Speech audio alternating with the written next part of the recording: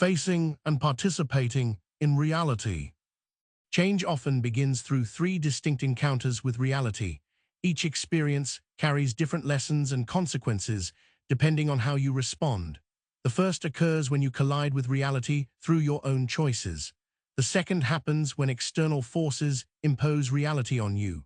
The third, and most balanced, comes when you choose to align and work with reality itself. The first kind of experience arises when your actions or inactions cause conflict with the truth of your situation. It might appear as a literal collision, such as walking into a glass door because you were distracted or unaware. It might also take a psychological form, such as believing you can achieve the impossible or ignoring clear warning signs. These situations are generally avoidable, yet they result from misjudgment or denial. They reveal how ignoring facts or limits can lead to harm that could have been prevented. When you crash into reality, the result is often painful. The experience may be embarrassing, dangerous, or deeply humbling. It shows that good intentions cannot protect you from consequences. If you choose to drive while impaired, for example, you believe you are in control when you are not.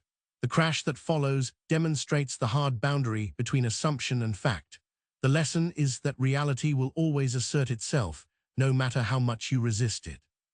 The second type of experience occurs when reality imposes itself without your choice. Events such as illness, accidents, or economic decline come from forces beyond your control.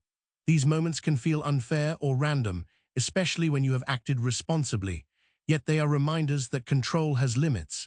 Even when you take every precaution, nature, time, or circumstance can intervene.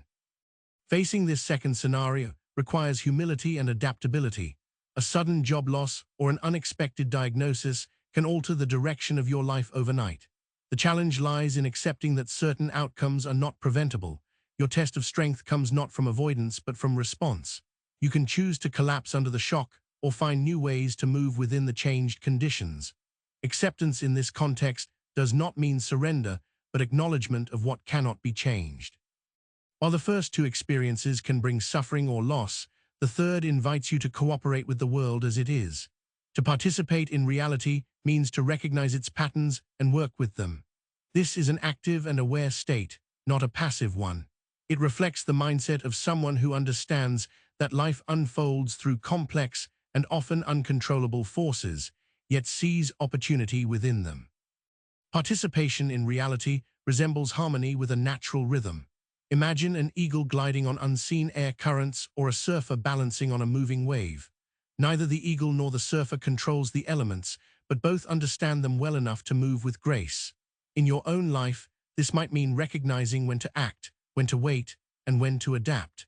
You do not try to dominate events, but learn to engage with them intelligently. This approach builds resilience. When you participate in reality, you can adjust to changing circumstances because you accept the nature of change itself. You do not view uncertainty as a threat, but as a constant element of living. This mindset allows calm under pressure and flexibility during disruption. It also prevents the emotional exhaustion that comes from resisting what cannot be altered. M. Scott Peck draws a clear line between emotional sickness and emotional health. Emotional sickness, he observes, involves avoiding reality at any cost.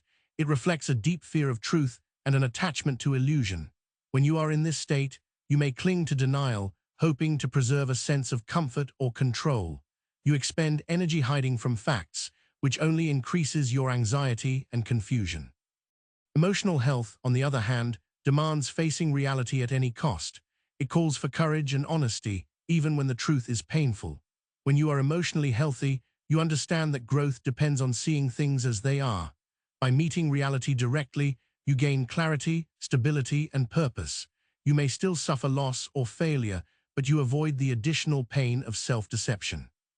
In daily life, you can see these three scenarios play out in personal, professional, and social settings. You might crash into reality when you refuse to adjust a failing plan. You might feel reality crash into you when a crisis strikes without warning. You participate in reality when you anticipate challenges and adapt before they become problems. In each case, your level of awareness and acceptance determines your outcome. Learning to participate in reality requires reflection and discipline. It involves observing patterns, listening to feedback, and acknowledging mistakes.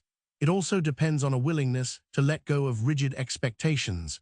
When you hold fixed ideas of how things should be, you resist change. When you engage with how things truly are, you find greater effectiveness and peace. This engagement is not a single moment, but an ongoing practice. It involves both perception and action. You must learn to discern what you can influence and what you cannot. Trying to control the uncontrollable leads to frustration, while neglecting what you can improve leads to stagnation. The balanced path lies between effort and acceptance. The transition from crashing into reality to participating in it often begins with awareness. Painful experiences from the first two scenarios can serve as teachers. When you have ignored limits and faced the results, you learn respect for them. When you have endured loss or shock, you discover new strength in acceptance. Through such lessons, you become more capable of participating with clarity and balance. At its core, change motivated by participation reflects maturity. It acknowledges your limits while embracing your power of conscious choice. It transforms reaction into cooperation. Instead of viewing reality as an enemy to overcome, you see it as a partner to engage.